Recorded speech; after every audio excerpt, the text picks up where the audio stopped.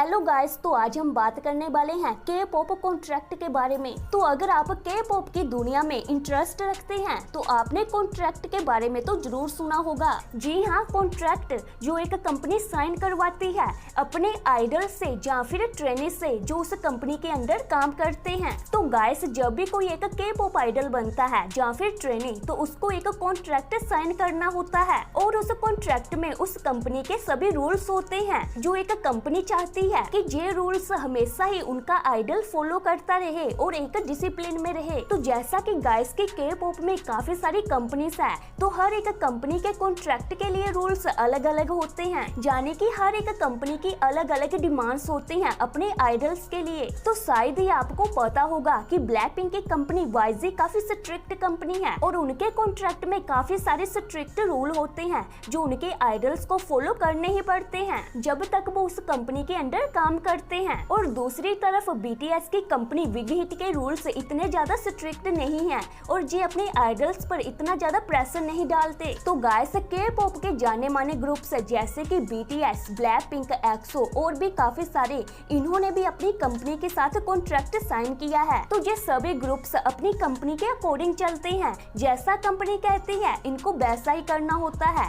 ये सब कुछ कॉन्ट्रैक्ट में साइन किया जाता है। तो आखिर एक कॉन्ट्रैक्ट में आइडल्स को क्या क्या साइन करना होता है सब कुछ जानेंगे इस वीडियो में। लेकिन उससे पहले अगर आप एक बीटीएस आर्मी हो या फिर ब्लैक पिंक ब्लिंक हो तो इसी तरह मजेदार वीडियोस देखने के लिए चैनल को सब्सक्राइब कर लेना। तो सबसे पहले ट्रेनिंग करते वक्त आपको एक कॉन्ट्रैक्ट साइन करना होता है और उस कॉन्ट्रैक्ट में ये होता है कि ट्रेनिंग करते वक्त कंपनी आपसे किसी भी तरह की फीस नहीं लेगी, आपकी ट्रेनिंग का सब खर्च कंपनी देगी। लेकिन जब आप एक के पॉप आइडल बन जाएंगे तो उस समय आपकी अर्निंग के अकॉर्डिंग आपको अपने लेबल को खर्च देना पड़ेगा। यानी कि इसका मतलब है कि अगर आप 100 कमाते हैं तो उसमें 70% आपका और 30% कंपनी का। लेकिन कुछ कंपनीज ऐसे भी है जो हाफ हाफ लेती है, यानी कि 50-50।